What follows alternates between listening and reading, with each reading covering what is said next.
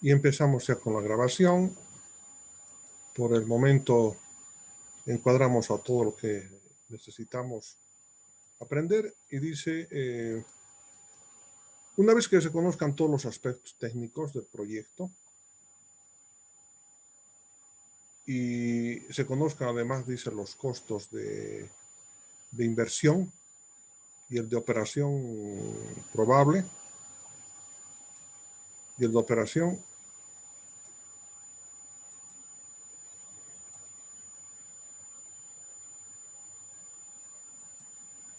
entonces con esa información que me refiero a una aproximación sobre la inversión y aproximación sobre los costos, ¿sí?, emergentes del proyecto, tanto en personal, materia prima, etcétera, etcétera.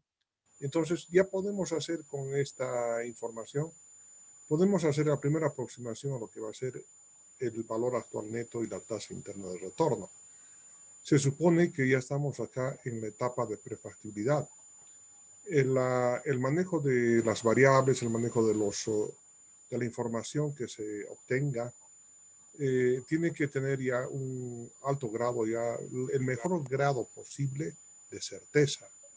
Entonces, consecuentemente, la información que podamos obtener ya en el valor actual neto y la tasa interna de retorno, que son los indicadores con los que vamos a trabajar en este curso, si nos indican que ya que son positivos, entonces con esa información ya podemos pasar a la siguiente etapa de preparación del proyecto, que es la etapa de factibilidad o estudio TESA también se llama, técnico, económico, social y ambiental.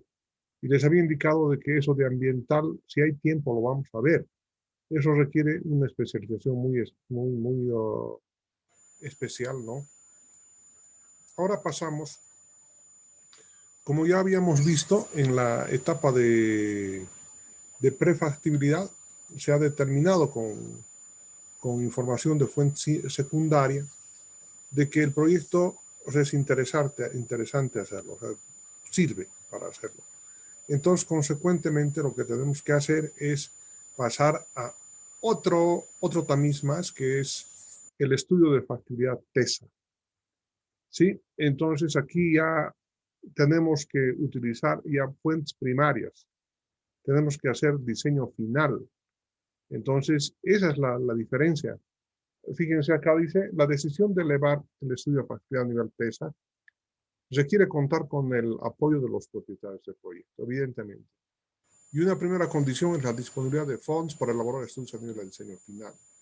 En el estudio ya de prefactibilidad ya se ha podido tener idea de cuán grande va a ser la inversión para elaborar en esta otra etapa, porque aquí ya tenemos que hilar fino. Aquí ya tenemos que agregar planos, tenemos que determinar que la obra civil va a costar $1.425.080, por decir, así concretamente. ¿De dónde se va a obtener esa información? De los planos y de los presupuestos que realicen los especialistas. En la realidad, la entidad propiciadora del proyecto, a fin de evitar el manejo administrativo, para hacer prefactibilidad, contrata, sí, licita la elaboración del proyecto a empresas consultoras especializadas. Es que fíjense, ya imagínense que el trabajo de un municipio específicamente es mejorar las condiciones de vida de sus habitantes, belleza de las plazas, vías de comunicación, salud, etc. Pero resulta de que se han encontrado con un mineral raro y que de su transformación se puede lograr gran utilidad. Muy bien, de acuerdo. Entonces, que venga el oficial mayor técnico, el alcalde le dice, señor, usted me va a elaborar un proyecto para explotar el yacimiento que acabamos de encontrar. Dice que estos minerales son interesantes y que podemos vender. Muy bien. Pero resulta de que el oficial mayor técnico es agrónomo. Entonces, definitivamente, con el proyecto no va a tener ni pies ni cabezas, no va a poder elaborar. Entonces, por ello que normalmente se contratan servicios especializados de consultoría para elaborar estos proyectos. Pero de todos modos, ustedes tienen que saber la hermenéutica, el camino, cómo se hace. Hacer proyectos de factibilidad, como les había indicado, o sea, puede tener una serie, o sea, múltiples versiones, miradas, etcétera, y puede ser en todo campo. Entonces, no todos somos especialistas en todos los campos, entonces tenemos que contratar personas especialistas o definitivamente licitar el proyecto para que una empresa consultora nos entregue ya el resultado. Ellos se ocuparán de indagar, de conseguir especialistas, etcétera. Resulta que es mucho más beneficioso porque así corren los tiempos. Ustedes saben que dentro de la misma institución muchas veces no podemos hacer porque tenemos ya definidas nuestras tareas. Entonces, bajo esta circunstancia que acabo de decirles, lo más conveniente es seguir esta modalidad. Pero hay algunas instituciones que siguen la modalidad de hacer con la experiencia y trabajo de sus miembros. Bueno, son dos modalidades. Acá el estudio de factibilidad que vamos a estudiar, que se repiten los mismos capítulos que hemos hablado en prefactibilidad, solamente que acá ya se hace con la responsabilidad de que tienen que tener los capítulos la profundidad necesaria en función del dinero que se nos asigne para poder profundizar. Ese también es otra temática de la que hay que ver. Pero en el supuesto de que ya después de elaborado el proyecto se ha realizado la evaluación y el valor actual neto, la tasa interna de retorno y otros indicadores más que vamos a ver al final, nos indican de que es positivo, entonces pasamos a la fase de implementación y montaje. Es decir, ya se ha decidido llevar adelante el proyecto, pero para poder operarlo necesitamos construirlo. Entonces, esto se llama implementación y montaje. Y es de mucha importancia el concebir este aspecto de implementación y montaje, porque después en la parte de financiera, para determinar los activos diferidos, hay un ítem que se llama implementación y montaje. Son dineros que se van a destinar justamente a construir, por eso dice, tiene que ser implementación y montaje. Es decir, hay muchas operaciones en la planta industrial, en el lugar donde se va a generar el servicio o la creación de bienes que necesitamos manejar, ¿cierto? Ese problema me saca un poquito de casillas porque sigo admitiendo, ¿no? Van cayendo como con cuentagotas y el hilo conductor que estoy siguiendo me distrae. Bien, entonces, en esta fase de implementación y montaje, dice que se puede implementar por dos vías, administración directa o por contratación de empresas especializadas. De todos modos, dice, el contenido del estudio, los planos, diagramas, presupuestos y otros, se constituyen en las especificaciones técnicas para licitar o ejecutar por vía directa. No se olviden que aquí, para llegar a la implementación y montaje hemos tenido que pasar ya varias etapas, y en la última, es decir, en la anterior a la implementación y montaje, está el estudio de factibilidad o estudio TESA. Y se supone que en el estudio TESA se tienen los presupuestos ya determinados y calculados para entrar a esta fase de implementación y montaje.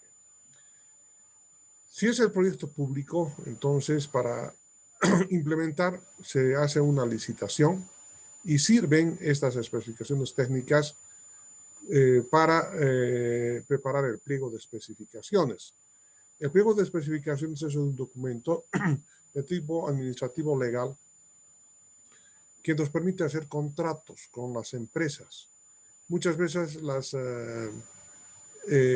municipios, gobernaciones y el mismo Estado no tienen capacidades y conocimientos como para poder implementar proyectos.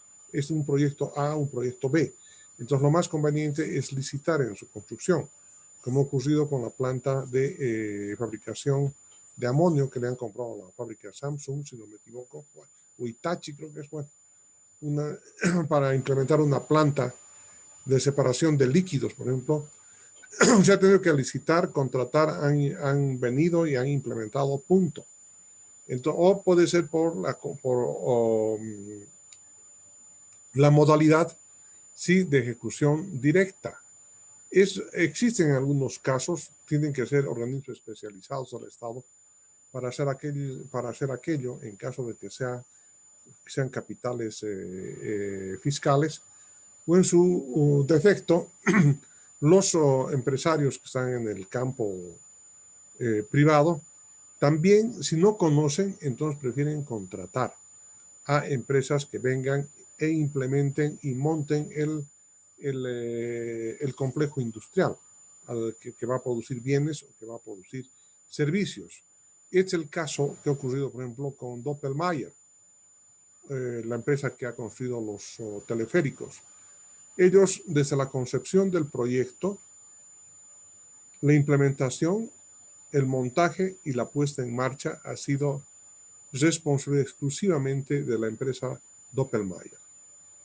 Entonces, son dos vías, ¿no? En definitiva, para implementar el montaje. Si se tiene conocimiento suficiente y el equipo de especialistas suficiente, se puede llevar adelante esta fase bajo administración directa. Pero ocurre que muchas veces como es una nueva versión, es un nuevo sector, un nuevo segmento, una nueva tecnología, es preferible contratar los servicios para que nos entreguen funcionando. Eso vamos a ver también porque tienen diferentes precios y hay que ver diferentes alternativas también en este punto.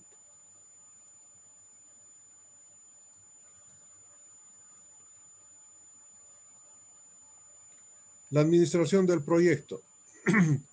Es decir, imagínense ustedes, ya se ha hecho la implementación, el montaje, y nos entregan la llave, nos dice muy bien, ahora ustedes tienen que administrar el proyecto. Por eso dice que construida la infraestructura y instalados la maquinaria, equipos y servicios adicionales, equipo, maquinaria ya en la planta, ¿no? Se inicia la etapa de administración del proyecto. La importancia de haber realizado el estudio de organización, recalcó, o sea, guardando relación con la necesidad de operar y mantener en funcionamiento la planta, así como el personal administrativo, sirve precisamente para reclutar y entrenar personal idóneo para administrar el proyecto. Si son proyectos para el espectro estatal y más aún para la parte privada, necesitamos conocer cuánto de personal y en la etapa de organización relacionada con la ingeniería del proyecto, se ha determinado qué cantidad de personal se necesita contratar para llevar adelante la fase de administración del proyecto. Entonces, ahí para este efecto lo que se hace es publicar personas, ¿no? Personal, para luego entrenarlos y arrancar la planta. La puesta en marcha de la planta inicialmente se requiere asesoramiento en materia administrativa y técnica. Son las empresas proveedoras de la maquinaria las que realizan labores de mantenimiento correctivo en la fase de asentamiento. Pocas veces la operación de la planta responde a lo establecido en el proyecto. A partir de aquí es responsable el personal jerárquico de el personal que se ha contratado tiene que ser personal idóneo. Para ello, los manuales de funciones que se han elaborado en el estudio de organización han de servir justamente para contratar personal idóneo, entrenarlo y para que se ponga en la fase de operación o administración del proyecto. En este punto hay algunos elementos que hay que considerar, tales como que las personas o el personal durante la primera etapa de funcionamiento del proyecto van a tener problemas con fallas en los equipos. Entonces hay que hacer mantenimiento Y normalmente dice que estas funciones de mantenimiento correctivos en la fase de asentamiento, en la fase infantil de la operación, eso nos ayudan a detectar. Pero una vez que ya pasa esta etapita de colaborarnos, ya el mantenimiento y la operación corresponden a la administración del proyecto. Eso significa que tenemos que alimentar, tenemos que mantener los equipos en perfecto estado de funcionamiento justamente para evitar los paros durante la administración del proyecto. Vamos a hacer una representación de las fases de implementación y operación del proyecto. Y para eso quiero que vean ustedes el gráfico 2. Aquí estamos en el eje de las abscisas, ¿sí? Se están representando los años del año -1, -2, que corresponden a la fase de implementación y montaje. Acá el año 0 y a partir de acá hasta el año 10. Ahora bien, lo que quiero que ustedes comprendan es lo siguiente. Así más lo vamos a 2, 3, 4, 5, se ha desconfigurado. 8, 9, unito acá, 8, 9, 10, ya está. Ahí está. Los años en la fase de implementación y montaje ingresan con años -1, -2 y de esta manera hacia atrás. Y a partir del año 0 hacia adelante, que corresponde a la fase de operación y administración del proyecto, que se denomina horizonte de vida del proyecto, y quisiera que por favor no se olviden de este nombre. Horizonte de vida del proyecto desde el año 0 hasta el año 10. Nosotros, para fines de evaluación de este proyecto, vamos a evaluar en una operación de 10 años. ¿Por qué estos datos en la fase de implementación llevan números negativos? Llevan números negativos porque muchas veces, ¿sí?, se necesitan más de un año, ¿sí?, para montar el proyecto. Hay proyectos muy grandes que necesitan 2. Hay otros más grandes, como el caso de represas, 10 años, que corresponde a la fase de implementación y montaje. Esto es para mí especial, que ustedes se den cuenta de la existencia de 2 fases. Fase de implementación y montaje y la fase de operación y administración del proyecto, que corresponden, sí, ya para que se ponga el proyecto en funcionamiento. En el eje de las abscisas se representan los años de implementación y administración del proyecto. La franja azul representa los años de implementación y según se aleja del 0 hacia la izquierda, se representa con números negativos y en descenso. El año 0 representa el momento en el que se pone en marcha el proyecto. Y hacia la derecha, la franja roja, se representan los años de operación. Miren, esto es hacia la derecha, ¿no? Qué error más grande. La generación de beneficios. En estos años de operación, aquí se generan beneficios. Y con los beneficios generados es de que vamos a hacer la evaluación comparando con la inversión.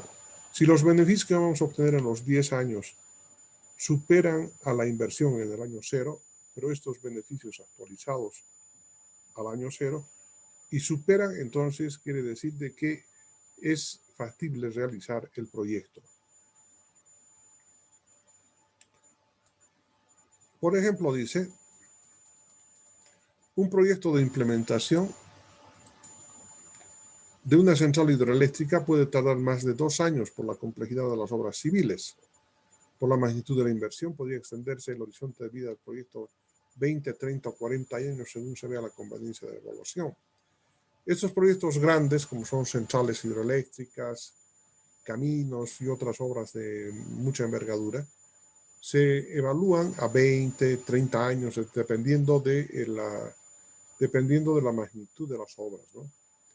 En proyectos del sector privado, el horizonte de vida del proyecto puede reducirse hasta 5 años o algo más. Pero nosotros, para fines didácticos, sí, vamos a utilizar como horizonte de vida del proyecto 10 años para fines de evaluación. Bien, hemos concluido el capítulo número 2, que es referente a las etapas que tiene un proyecto. Y vamos a hacer un paréntesis acá para poder hacer una recapitulación de lo que hemos visto. Entonces, En las etapas de un proyecto se tienen básicamente las siguientes. Primero, la generación de la idea del proyecto. Pero ¿a partir de qué se genera esta idea del proyecto? A partir de la determinación de un problema, ¿sí? De una situación problemática, un problema que pueda atacar el proyecto. Un proyecto normalmente contribuye a la mejora total de la situación problemática, pero no puede elaborarse, no puede tener múltiples objetivos, tiene que tener un solo objetivo, nada más el proyecto. Entonces, a un problema de investigación, un objetivo. Lo que pasa es que este objetivo general de la investigación puede tener varios objetivos específicos para fines, ¿sí? Para fines de los proyectos. Estos objetivos específicos van a ser, ¿no? Primero, determinar las características socioeconómicas de la región, para hacer el estudio socioeconómico. Determinar la existencia de mercado, entonces es el estudio de mercado. Determinar si se puede o cómo se va a construir, es el estudio técnico. Y realizar el estudio financiero económico. Entonces podrían ser los 4 objetivos específicos que van a determinar un objetivo general que podría ser que la construcción de una fábrica de leche, por decir, ¿no? De una refinería de leche. O podría ser la construcción de una fábrica de cerveza también, ¿no? O la construcción de una fábrica que, como decía nuestro candidato a gobernador por La Paz, vamos a utilizar truchas para hacer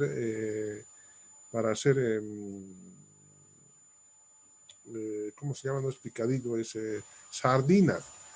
O sea, una idea muy inteligente del candidato, pero habría que recomendarle de que no confunda sardinas con truchas, ¿no? Son variedades diferentes. ¿Ya? De todos modos, ahí está ya la fábrica de truchas sardinizadas, como podemos decir, ¿no? Eso es lo que, esa es la idea concreta que tenemos que hacer, que tenemos que tener. El objetivo, sí, y primero el problema y el objetivo determinan la idea. La siguiente etapa es la elaboración de un perfil de proyecto, tomadas de fuentes secundarias y haciendo algunas inducciones en función de datos muy grandes, ¿de acuerdo?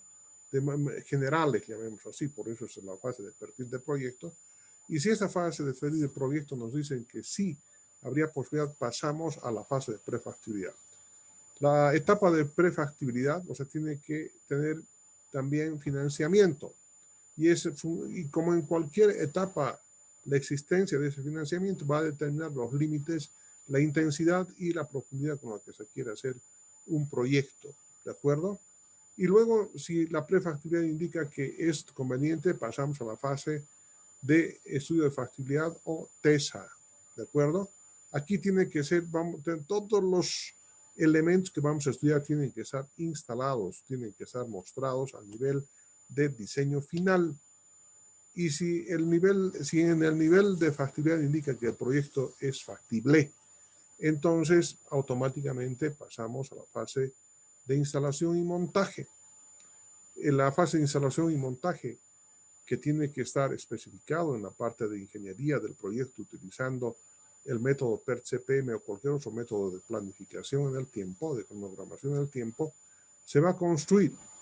Y una vez que se construya, ¿sí? Se tienen que implementar y montar todos los detalles, nos tienen que dejar prácticamente funcionando. Y tenemos que arrancar, para eso se llama la etapa de puesta en marcha. Cuando se ha puesto en marcha, ¿sí?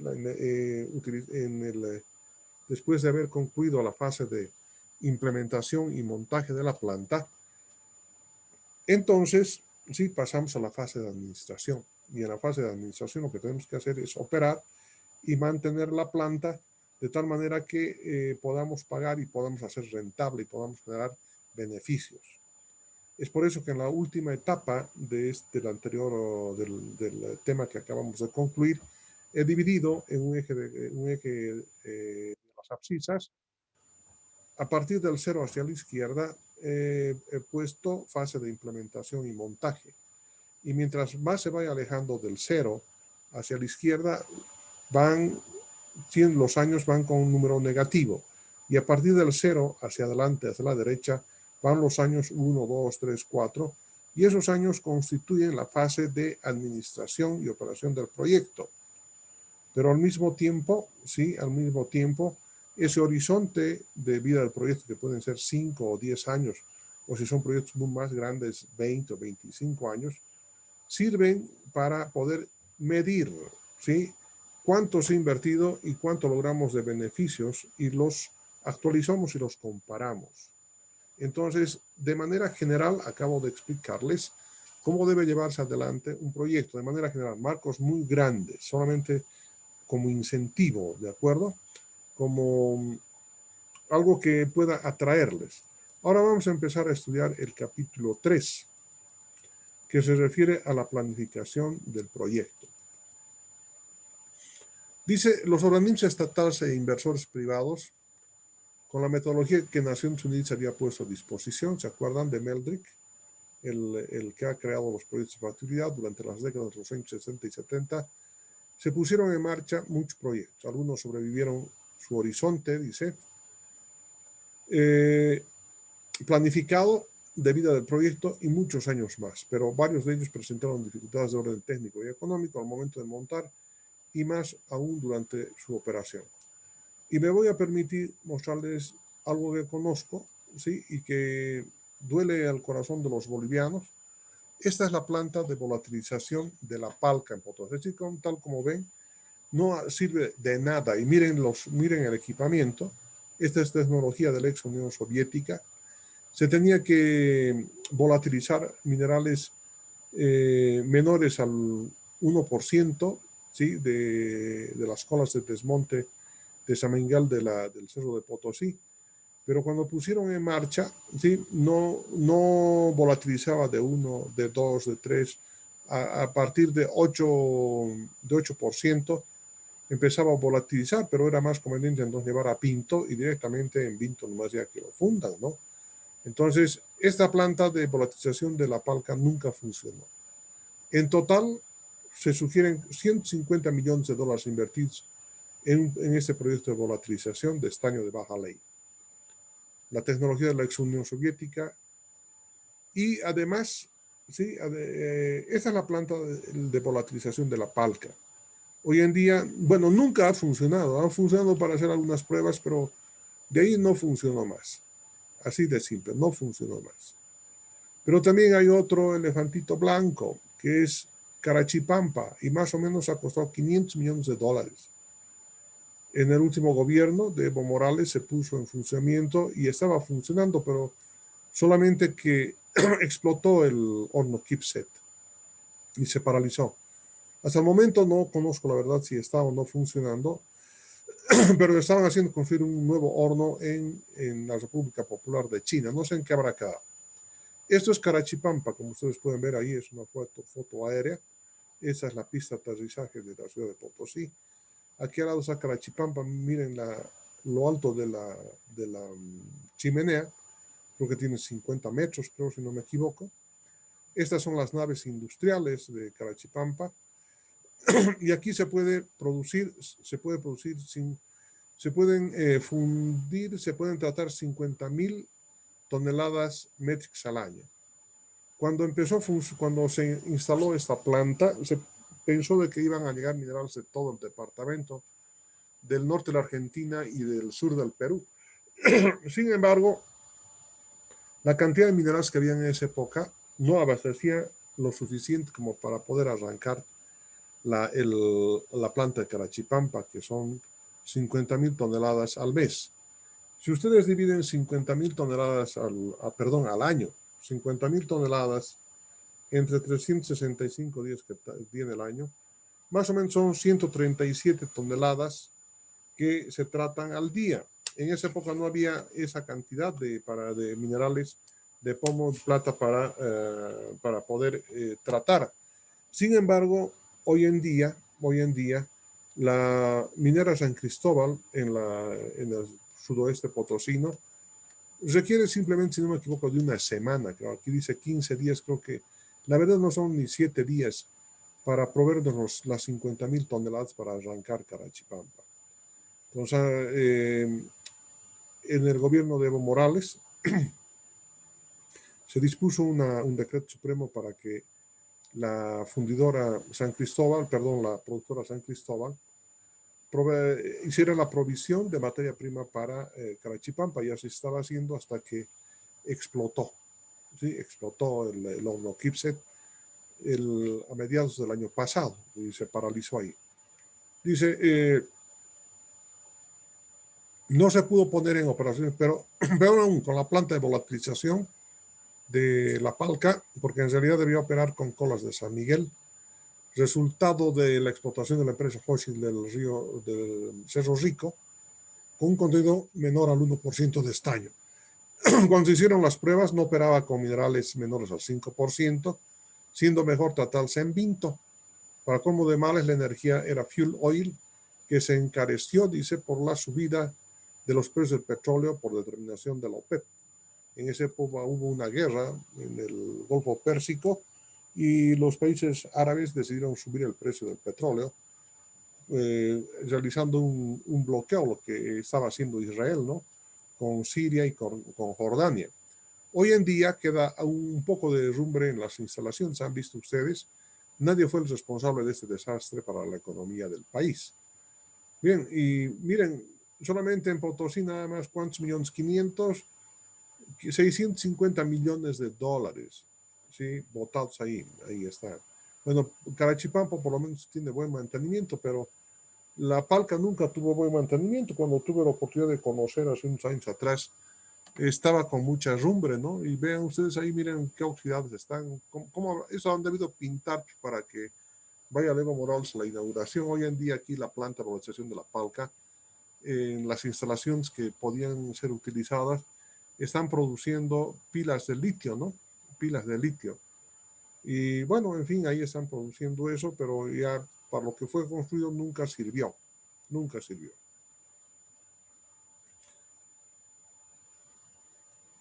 Dice, a fin de no pertenecer a este selecto cuerpo de responsables de proyectos que tienen problemas por falta de planificación, aprendamos en las siguientes líneas la metodología que nos oriente a tomar decisiones correctas. Y eso es lo que vamos a hacer a continuación.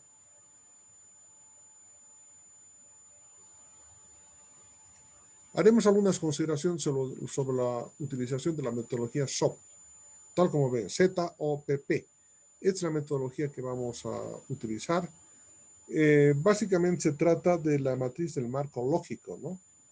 Y eso es lo que vamos a estudiar, o sea, cómo se tiene que hacer. Fíjense, dice que un grupo de arquitectos de la firma Practical Concepts Incorporated, Lion Rosenberg y Lawrence Postner en 1969, creó, dice, ¿no? La firma creó el enfoque del marco lógico por encargo de la agencia estadounidense de desarrollo USAID inicialmente, como respuesta a 3 problemas que se habían presentado en la preparación, montaje y operación de proyectos de inversión que son.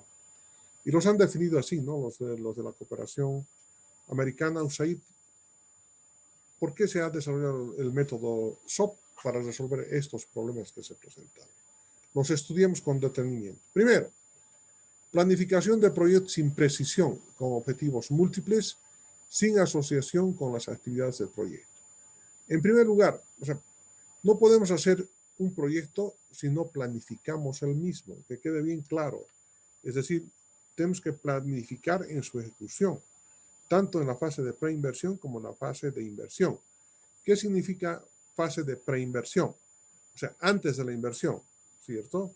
Luego en la fase de inversión y luego en la fase de operación del proyecto. Pero entonces hay que planificar, ¿sí? Sobre todo en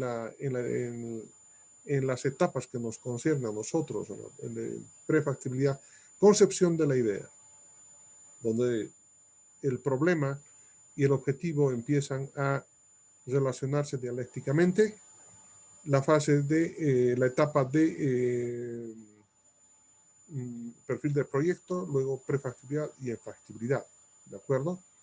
Entonces, para que eso esté bien hecho, esté bien orientado, entonces tenemos que determinar, ¿sí?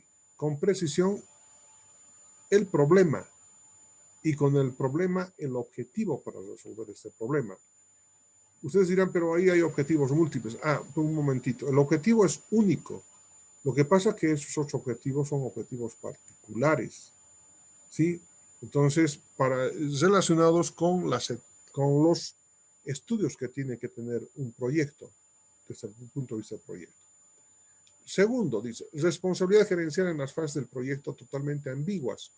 Ante el fracaso se evadían 2 delitos, como en el caso de los 2 proyectos que les he comentado. ¿Quién son los responsables? Los responsables ya se han muerto, están muy viejitos, ya no vale la pena, pero si hoy día ocurriera eso, inmediatamente les viene un pliego de cargo con la ley Marcelo Quiroga Santa Cruz y tendrían problemas muy serios de orden delincuencial inclusive, ¿no? Muy reñidos con las leyes. En aquella época no habían estos detalles que hoy en día existen, por lo tanto, miren, para el país 650 millones de dólares invertidos y ahí podríamos haber hecho unas 500 fábricas de $1 millón, ¿qué tal? Y con seguridad que el impacto hubiera sido mayor todavía, ¿no? Pero ahí está, eso se hizo.